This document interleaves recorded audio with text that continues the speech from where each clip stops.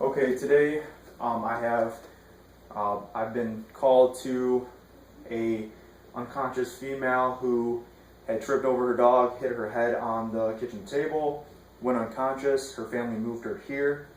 Scene safe, BSI.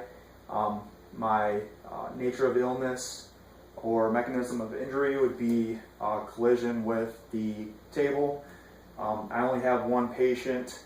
I want to call for additional resources, maybe both fire and ALS. And my general impression of the patient, she's lying here unconscious. It's just her. I'm going to determine her level of responsiveness. Hello, Bobby from Green Oak Fire. How are you today? My patient is unconscious. I'm going to determine that I need the C-spine because this is a trauma. So I'm going to have my partner hold C-spine, and I'm going to assess her ABCs. I can see visible chest rise. She is breathing, and so let's see. I want to make sure her airway is clear. I'm going to have my partner do a jaw thrust maneuver. And so let me just open the mouth. All right, I don't see any bleeding or obstructions to the airway. I'm going to check for a pulse. Go down here on her hand. Check the radial pulse. All right, I do have a pulse. So now that I've gone over my airway, breathing, circulation, I'm going to check for any apparent life threats. I don't visually see anything. My rapid head-to-toe assessment. Now I am going to I'm going to determine this patient a priority 1. She needs immediate transport. Her level of consciousness is altered, she's altered mental status. She's got a GCS. Let's see if she responds to pain. I've got no response to pain. So determining the factor of response, I'm going to transport her priority. I'm going to try and obtain a patient sample history from any family. I go through, I've gotten my signs and my symptoms in. I don't see any deformities to the head right away. My allergies, I'm going to ask if there's any allergies. Her medications, if she has any, or is she on any. Does she have any past medical history that would be important for this event? Maybe diabetes, high blood pressure. I'm going to ask her what her last oral intake was, and just kind of what happened up and coming to this event. Now I'm going to do my detailed physical assessment.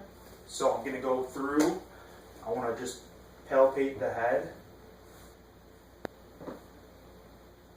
check and feel for any deformities, contusions, abrasions. I'm going to feel the back of her head, palpate the back of the neck. I don't feel anything. I don't feel any bruising at this time. I'm going to check for jugular vein distension. I don't see any. I'm going to check the throat, make sure it's in line. Okay, that's good. I'm going to check her shoulders. Okay, that's good. Check behind the neck again. Checking over both arms.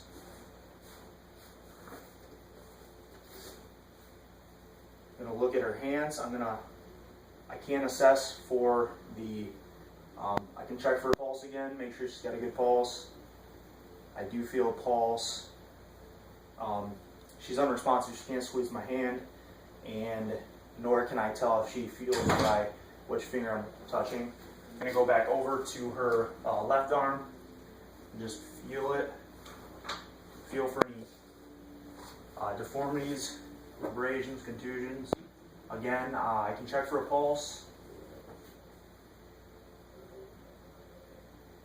Okay, I have established pulse in the left forearm.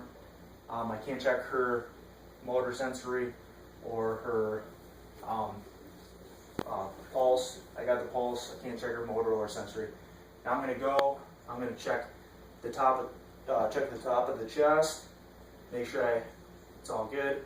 I'm going to do the sternal sweep. Sweep the sternum. I'm going to check for all 4 quadrants and palpate for any distension, any abnormal feeling. Okay, that's good. And then check her sides. Doesn't feel like any broken ribs. We're all good there. Now I'm going to check her hips. Push inward and down. I have good connection there. Now I'm going to go feel her legs. Feel for any abrasions, contusions, deformities. I don't feel any. I'm going to check for her pulse.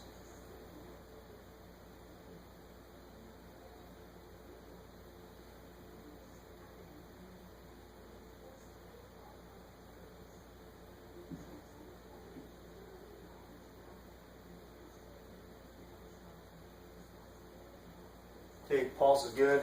Again, she's got nail polish on. I can't check her, or she's unresponsive. I can't check if she has any motor sensory function down here. And her capillary refill, I'm unable to get on all 4 extremities due to her nail polish. So I'm going to move over to her left leg. I don't feel any abrasions. I don't see anything. I'm going to cut her legs, cut the pants just so I can see all the way up her leg. Make sure there's nothing there that just because I can't feel it, doesn't mean there's not something there that I can't see. So I take off her pants, I make sure there's nothing there. I don't see any blood or anything. I'm going to check her pulse over here on this foot. Do have distal pulses, alright, on both feet. Can't check pulse I can't check motor or sensory function there. Now I'm going to have my patient, or I'm going to roll my patient on her side to check her back and her back and her spinal column. So on the count of 3 for my partner, we're going to roll her on her side. On my patient, or on my partner's count of 3, we're going to roll her on her side. 1, 2, 3. Okay. And feel for any vertebrae that are maybe out of alignment. And do a genital sweep. Okay, we're going to lay her back down. At this time, we are going to load my patient up. I did determine that she was a priority 1 patient, and on the way to the hospital, I'm going to get my baseline set of vitals, which would be my pulse,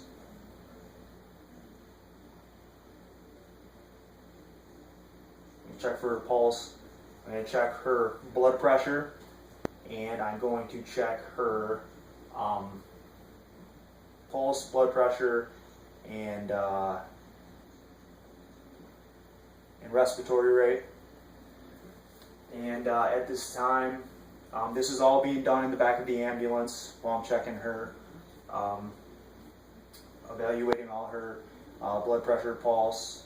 I'm also going to check her pupils with a light, with my pen light. I do. Okay, they do react. They are equal and reactive. And I'm going to just reassess. I'm going to check my interventions, check everything, keep assessing her vitals every 5 minutes because she is unresponsive. And